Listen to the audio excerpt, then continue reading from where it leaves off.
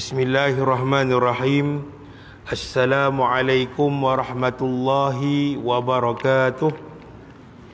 InsyaAllah pada pagi ini kita mulakan dengan bacaan umul kitab Al-Fatihah. A'udzu billahi minasyaitonir rajim. Bismillahirrahmanirrahim. Alhamdulillahi rabbil alamin. Ar-Rahmanir Rahim. Maliki yaumiddin. Iyyaka na'budu wa iyyaka nasta'in. Ihdinas siratal mustaqim.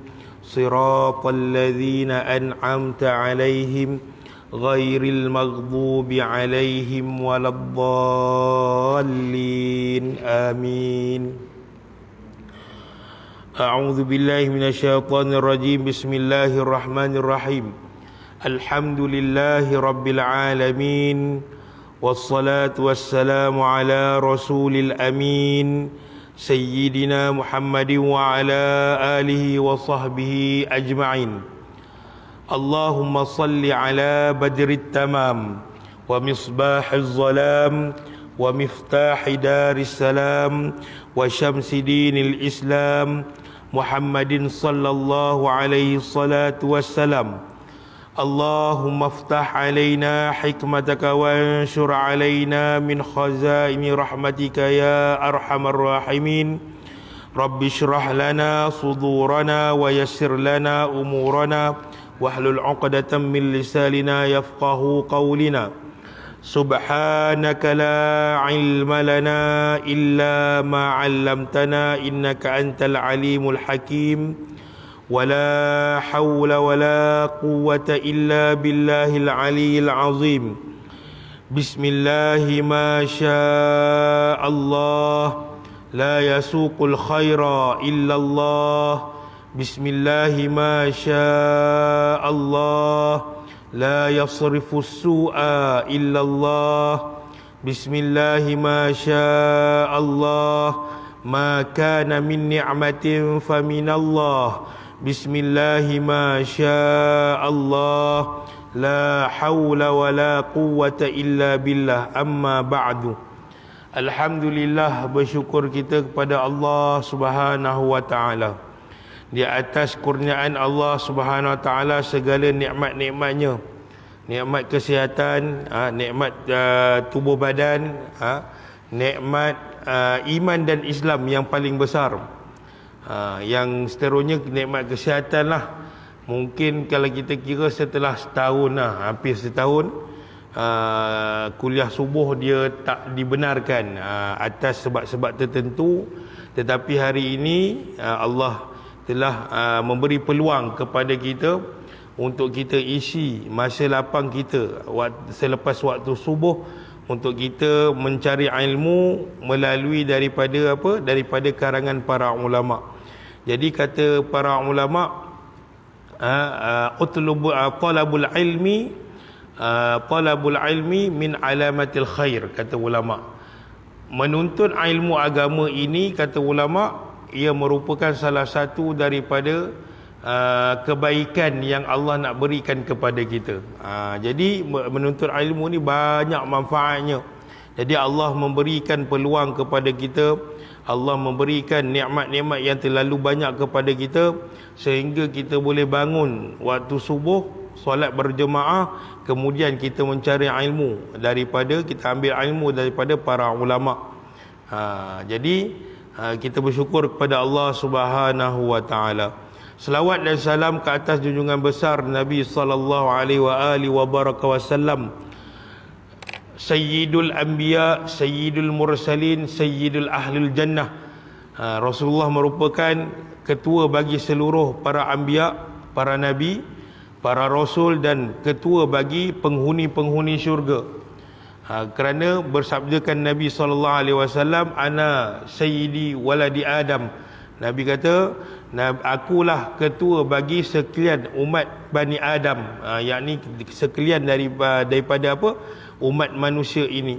Dan memang benar ada hadis Nabi SAW, semua para anbiya dan para rasul di akhirat nanti, mereka ini ingin duduk di bawah liwa'ul hamdi, iaitu di bawah panji-panji Rasulullah SAW. walaupun kita ini pada ranking, pada kedudukan umat adalah umat yang akhir zaman, dan tidak ada dah selepas ini umat yang lain, dan tidak ada dah rasul dan nabi yang lain setelah kewafatan baginda Nabi sallallahu alaihi wasallam. Kalau dan turunnya Nabi Isa apabila menjelang hari kiamat itu, bukanlah Nabi Isa alaihissalam ini membawa syariat yang baru, tetapi Nabi Isa alaihissalam akan mengikut syariat yang dibawa oleh baginda Nabi sallallahu alaihi wasallam. Jadi walaupun kedudukan kita dipanggil sebagai umat akhir zaman, tetapi kemuliaan itu dan keagungan itu Allah muliakan umat akhir zaman ini dengan salah satunya Allah akan memasukkan umat akhir zaman ini terlebih dahulu daripada umat yang lain ke dalam syurga Allah yang kekal abadi. Subhanallahal azim. Seterusnya barisan tuan-tuan guru, tuan-tuan imam, tuan-tuan Bilal, barisan AJK Masjid Al-Furqan, hadirin hadirat yang dirahmati oleh Allah sekalian. Jadi pada kitab saya ini saya tulis tarikh last yang kita boleh kuliah subuh pada 9 hari bulan 1 2021 pada muka surat 5. Pada muka surat 5 pada nombor matan ataupun pada ayat yang ke-12. Kalau muka surat 5 tu 1, 2, 3, 4, baris yang keempat. Bahasa Melayunya dimulakan dengan iaitu mengetahui perkara yang wajib. Qala al-muallifu rahimallahu taala. Tuan-tuan yang dirahmati oleh Allah sekalian, kita masih lagi berada dalam kitab Aqidah yang dikarang oleh Al-Imam Ahmad bin Muhammad Ad-Dardi Al-Maliki. Secara sepintas lalu, kenapakah dan imam yang menulis ataupun ulama yang menulis kitab ini dia bermazhabkan dengan mazhab Maliki. Jadi kenapa kita tak ambil ulama yang berpegang kepada mazhab Syafi'i?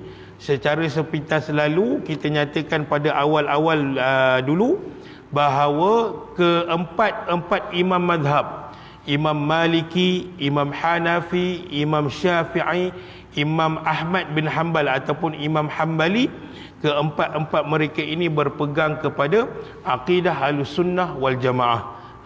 Mereka berada di bawah payung akidah Ahlussunnah wal Jamaah. Cuma mereka ini, keempat-empat imam ini terlebih ke depan dalam mazhab fiqh. Tapi akidah mereka akidah Ahlussunnah wal Jamaah.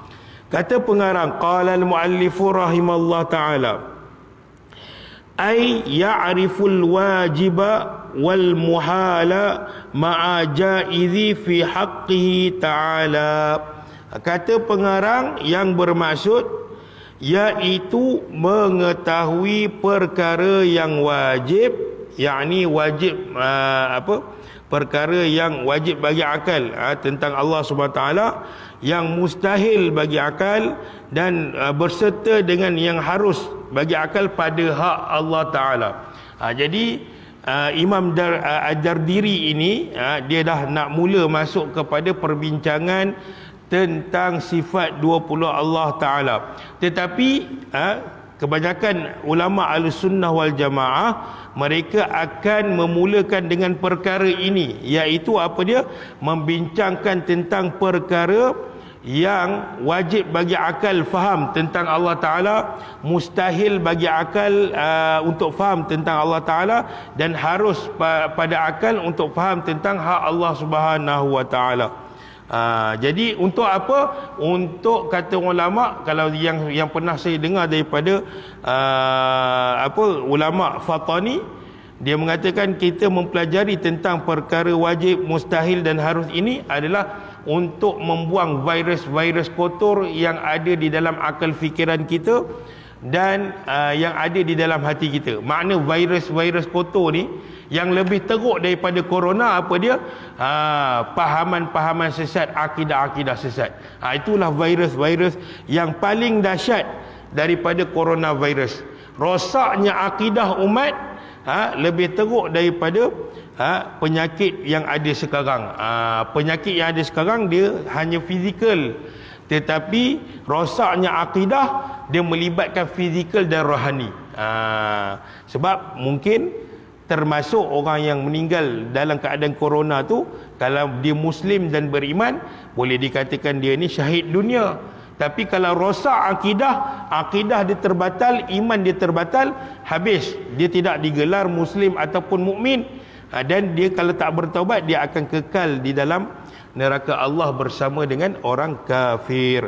Kalau rosak akidah, lebih teruk daripada virus-virus yang ada. Jadi kata pengarang, iaitu mengetahui perkara yang wajib bagi akal. Maknanya kalau kita sebut wajib bagi akal ini, akal tidak boleh menerima segala perkara-perkara yang tidak layak bagi Allah Ta'ala. Contoh, kalau seseorang tu kata Allah ni tidak wujud, mustahil sesuatu yang berkuasa dia tidak wujud. Jadi akal tak boleh terima, akal kita ni tak boleh terima dengan datangnya seseorang mengatakan bahawa Allah ini tidak wujud. Wajib bagi Allah Ta'ala ini wujud, barulah ada kekuasaan yang boleh mentadbir alam ini. Kalau Tuhan tidak wujud, bagaimana dia nak mentadbir alam dan semua ciptaan makhluknya? Jadi wajib pada akal. Tapi bukanlah kita, bila kita sebut wajib ini, bukanlah kita katakan Allah ada kewajipan. Tidak. Yang hanya ada kewajipan untuk melaksanakan sesuatu perintah hanya makhluk saja. Ni nak ceritakan apa? Sifat wajib bagi Allah Ta'ala yang layak bagi Allah Subhanahu Wa Ta'ala. Maka contohnya macam tadilah, kalau seseorang datang kepada kita, dia kata Tuhan itu tidak ada, tidak wujud. Kan sifat sifat Allah Subhanahu Wa Ta'ala, sifat wajib bagi Allah Ta'ala kan yang pertama wujud, mesti ada. Dan tidaklah disyaratkan ada tu, wujud itu kena kita nampak. Contoh angin kita tak nampak. Contoh angin kita tak nampak, tapi kita rasa kedatangan angin tu. Maka tidaklah disyaratkan kalau kita kata benda tu ada dengan apa, dengan melihat. Macam botol ni, kita nak katakan botol ni ada di atas meja, dengan apa? Dengan adanya orang letak botol ni di atas meja, barulah kita kata botol itu ada di atas meja. Itu makhluk. Tapi untuk Allah Ta'ala tidak disyaratkan kepada Allah Ta'ala wujudnya Allah Ta'ala itu dengan cara nampak. Jadi macam mana kita nak katakan Allah Subhanahu Wa Ta'ala ini wujud? Kita dengan melihat semua segala ciptaan dan kekuasaan yang Allah tunjukkan kepada kita. Itu maknanya Allah wujud. Macam angin. Tapi kita tak katalah Allah itu macam angin. Tidak. Kita nak nisbahkan kefahaman kita tu lebih jelas, bahawa kalau kita kata angin tu ada, macam mana kita rasa, kita katakan angin tu ada? Dengan kita rasa kedatangan dia. Dengan mungkin angin tu membawa angin panas, kita rasa panas. Angin tu dia bawa dengan angin sejuk, kita rasa sejuk. Maka dengan kedatangan angin itu, kita katakan oh angin sekarang ada. Ataupun kita melihat, kita kata satu tempat tu angin tu ada, kita melihat pokok bergoyang, maka kita katakan angin tu ada. Sebab apa? Kita tengok zat pokok tu bergoyang.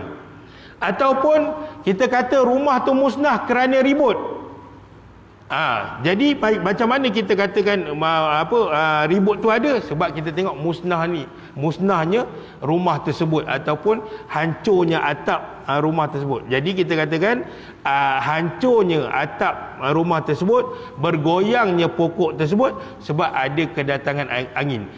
Jadi kita nak tahu kewujudan Allah SWT dengan cara kita mengisafi dan melihat semua ciptaan Allah Subhanahu Wa Ta'ala, termasuklah Allah, ciptaan Allah kepada kita. Kita ni semua hak milik Allah Subhanahu Wa Ta'ala. Maka wajib bagi Allah Subhanahu Wa Ta'ala untuk bersifat dengan sifat wujud.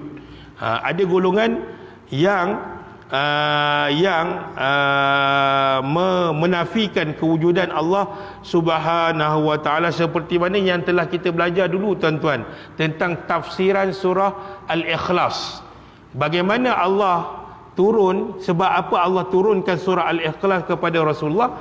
Kerana Yahudi, musyrikin dan golongan Arab biasa ni, mereka nak tahu Allah tu ada dengan cara melihat, sedangkan kita tidak dapat melihat Allah Subhanahu wa taala dengan dengan mata kasar kita tak boleh lihat. Maka wajib bagi Allah taala untuk bersifat dengan sifat wujud. Apa lagi? Qidam. Qidam ni maknanya Allah ini tidak ada permulaan. Yang hanya ada permulaan ini adalah siapa dia? Makhluk. Kita ni baru hidup di dunia, dan sampai masanya kita akan wafat, akan dimusnahkan oleh Allah Subhanahu wa taala. Apa dalil Allah ini akan bersifat dalil Allah ini kekal ataupun tidak ada permulaan? Dalilnya Allah berfirman, huwal awwalu wal akhir, dalam Al-Quran. Saya tak ingat surah apa, tapi Allah sebut huwal awwalu wal akhir. Yakni bukanlah awal tu maknanya Allah ada permulaan dan Allah ada pengakhiran, tak. Maksud awal ini adalah Allah ini tiada permulaan. Makna tiada permulaan ini tidak ada sesiapa yang mencipta Allah Ta'ala, ataupun Allah ini bukanlah lahir daripada Tuhan ayah, Tuhan mak, tak. Allah ini tidak ada siapa yang melahirkannya. Dan al-akhir, Allah ini tidak ada penamat bagi kehidupannya. Dalil lain adalah dalam Al-Quran, wa yabqa wajhu rabbika dzul jalali wal ikram. Dan zat Allah, kuasa Allah ini maha kekal dan maha mulia. Jadi itu. Jadi wajib pada akal kita menerima bahawa Allah ini bersifat dengan sifat wujud. Kalau datang kepada kita orang lain kata Allah ni tak wujud, akal kita confirm tak boleh terima. Walaupun dia ateis. Ateis ni apa? Yang tidak bertuhan kononnya. Kalau tuan-tuan tengok cerita orang putih, orang putih selalu kata oh my god, oh my god. Sedangkan kalau kita tengok biodata pelakon orang putih tu, dia ateis. Dia tak percaya kepada kedatangan Tuhan. Tetapi bila dalam lakongan musibah menimpa ataupun bencana menimpa mereka, mereka akan cakap oh my god. Ini fitrah manusia. Allah ciptakan manusia ni, fitrahnya adalah bertuhan, walaupun dia mengaku dirinya tidak bertuhan. Subhanallahal azim. Jadi akal tak boleh terima bahawa kalau ada orang kata Tuhan ini tidak wujud, Tuhan ini tidak bukan maha berkuasa, Tuhan ini tidak mendengar, itu tak boleh. Akal kita mesti menerima bahawa Allah ini maha wujud, Allah ini maha mendengar, Allah ini maha melihat, dan Allah ini mempunyai sifat-sifat kemuliaan. Tetapi bukanlah sifat kemuliaan yang ada pada manusia ini layak bagi Allah Ta'ala. Contoh, kalau kita puji orang, kita puji anak kita kan, selalu kita kata kamu ni cerdik lah, ataupun kita kata kamu ni memang berakal lah. Walaupun berakal tu, sifat berakal itu pada manusia, kita puji manusia, itu adalah sifat yang paling sempurna, kita puji manusia. Tetapi berakal itu tidak layak bagi Allah Ta'ala, kerana Allah hidup bukan berakal. Allah berakal ni alat bagi manusia untuk berfikir. Maka hidupnya Allah Ta'ala ini tidak sama hidupnya manusia, tidak sama dengan hidup Allah ini dengan makhluk-makhluk Allah Subhanahu Wa Ta'ala. Jadi Allah ini kita tak boleh katakan Allah ini maha berakal. Tidak. Berakal itu, akal itu adalah alat yang Allah kurniakan kepada manusia. Macam mendengar, manusia mendengar, Allah juga mendengar, tetapi pendengaran Allah Subhanahu Wa Ta'ala tidak sama dengan pendengaran makhluk. Kerana apa? Manusia mendengar dengan menggunakan alat yang diberi sebagai apa? Telinga dan gegendang telinga. Allah maha mendengar wallahu alam, dan tidak ada sama dengan makhluk. Maha suci Allah Subhanahu Wa Ta'ala daripada sama dengan makhluk. Laisa kamitslihi syai' walam yakul lahu kufuwan ahad. Ini dalil yang mana Allah menerangkan bahawa Allah ni tak sama dengan makhluk. Jadi sifat-sifat kemuliaan Allah, macam mana kita nak ketahui sifat-sifat kemuliaan Allah? Yakni dengan cara apa yang telah Allah sebut di dalam Al-Quran dan apa yang disebut oleh baginda Nabi SAW sahaja. Adapun macam kita nak katakan tadi Allah berakal, walaupun ia sifat sempurna bagi manusia, tetapi ia tidak layak bagi Allah Subhanahu Wa Taala. Contoh kita kata lagi, sifat yang sempurna bagi manusia tetapi tak layak bagi Allah Taala. Kamu punya senyuman ni cantik lah. Dia senyum, manusia senyum. Jadi kita pun kata Allah ni maha senyum, tak layak bagi Allah Subhanahu Wa Taala. Walaupun dia sempurna bagi manusia bila kita puji, tetapi ia tidak layak bagi Allah Subhanahu Wa Taala. Yang layak hanya yang disebut oleh Allah Subhanahu Wa Taala dalam Al-Quran, dan disebut oleh baginda Nabi SAW. Dan kata ulama, seluruh nama-nama Allah yang kita tahu, 99 nama Allah itu, ia juga merupakan sifat-sifat yang layak bagi Allah Subhanahu Wa Taala. Itu yang pertama. Yang kedua, tentang mustahil. Sikit lagi kita habis satu ni saja tuan-tuan. Mustahil bagi Allah Subhanahu Wa Taala, mustahil pada akal untuk menerimanya. Tentang Allah Subhanahu Wa Taala, maknanya apa? Mustahil pada akal kalau seseorang kata, datang kepada kita, Allah itu tidak berkuasa. Mustahil akal untuk menerima pendapat orang itu. Mana mungkin Allah tidak berkuasa sedangkan Allah lah yang mentadbir alam ini. Dalil yang paling kuat, Alhamdulillahi Rabbil Alamin. Allah puji diri dia sendiri. Maha suci Allah, maha suci Allah Ta'ala, maha memuji Allah Ta'ala ini Tuhan. Siapa dia Allah Ta'ala? Allah puji diri sendiri. Allah puji dirinya sendiri dengan mengatakan, akulah Tuhan yang mentadbir alam ini. Allah sambung lagi, Ar-Rahmanir Rahim. Siapakah Tuhan yang mentadbir alam ini? Yang maha penyayang dan mengasihani. Siapa dia yang mengasihani ini? Maliki Yaumiddin, yang menguasai hari kiamat. Maknanya alam ni termasuklah hari kiamat, bukan alam yang kita nampak di atas muka bumi ni saja. Bila Allah sebut Alhamdulillahi Rabbil Alamin, bukanlah hanya di dunia saja, tetapi Allah terang lagi, Maliki Yaumiddin, akulah penguasa bagi yang ada di depan kamu dan penguasa di hari akan datang. Subhanallahal azim. Jadi mustahil, dan Allah tidak bersifat dengan sifat mustahil. Kalau ada orang datang, Allah duduk di atas aras, mana mungkin Allah yang maha berkuasa mentadbir makhluk-makhluknya menempel ataupun duduk sekejap dekat dengan makhluk. Subhanallahal azim. Contoh, orang salah mentafsir ayat Ar-Rahmanu 'alal 'arsyistawa dengan mengatakan Allah duduk di atas aras. Mustahil bagi Allah Ta'ala ini, hidup Allah Ta'ala ini bergantung dengan makhluknya yang bernama aras. Adapun ayat ini bukanlah bermakna Allah duduk di atas aras ataupun duduk di atas langit. Duduk ni tuan-tuan macam kita. Mustahil Allah bersifat dengan sifat manusia duduk macam ni. Mustahil bagi Allah Ta'ala. Allah takkan bersifat dengan tu selama-lamanya, abadan abada, selama-lamanya. Maka mustahillah Allah duduk di atas aras. Tetapi apakah yang dimaksudkan dengan ayat yang saya bacakan tadi, Ar-Rahmanu 'alal 'arsy istawa? Kata ulama, istaula, dengan makna Allah lah yang mentadbir makhluk yang paling besar yang bernama aras. Aras ni duduk apa? Duduk di mana tuan-tuan? Aras ni atap bagi syurga. Dan dia dibina, diciptakan oleh Allah Ta'ala di atas air. Makhluk pertama melalui hadis Nabi SAW, Allah menciptakan air. Dan di atas air Allah mencipta arash. Arash ini adalah makhluk yang paling besar dalam ciptaan Allah Subhanahu Wa Taala. Dari segi apa? Dari segi saiz. Adapun yang kita sebut Allahu Akbar, Allah Maha Besar. Allah Maha Besar bukanlah dari sudut saiz. Allah tidak bersaiz. Bersaiz ni hanya yang ada ukuran, yang ada panjang, semua ni hanya makhluk.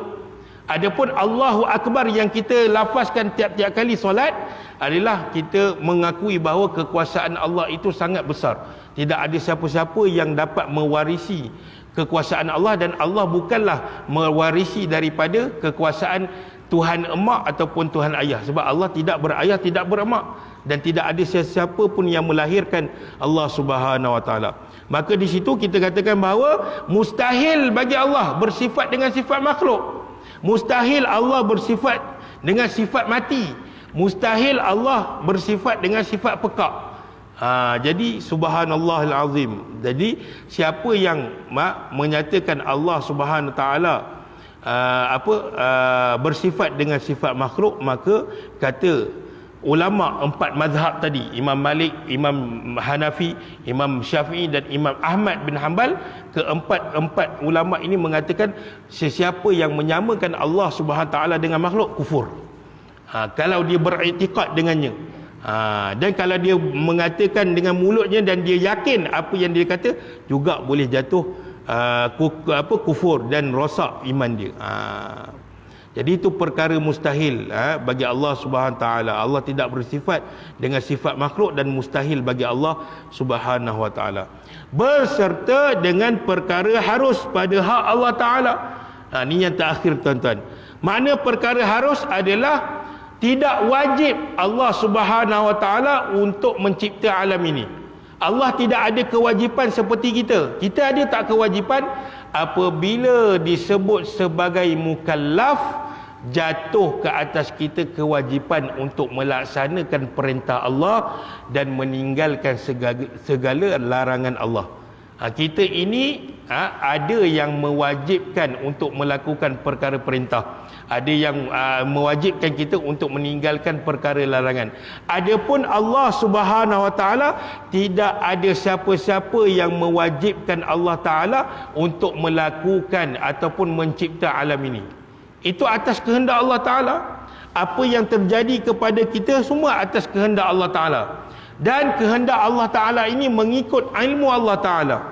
Contoh tuan-tuan hadir dalam masjid ini, Allah dah tahu dah pada 10 hari bulan 10 akan bermulanya kuliah subuh, dan tuan-tuan yang ada dalam masjid ni datang ke masjid. Allah dah tentukan dah. Allah dah tahu dah siapa yang akan, berapakah jumlah bilangan orang yang akan masuk ke dalam syurga, dan berapakah bilangan orang yang akan dimasukkan ke dalam neraka. Dan Allah dah tahu dah berapakah helai pokok yang tuan-tuan tanam tu daunnya akan jatuh ke bumi. Subhanallahal azim. Maka itu adalah semua kehendak Allah Ta'ala. Dan kehendak Allah Ta'ala ini bukan bergantung kepada perkara baik saja.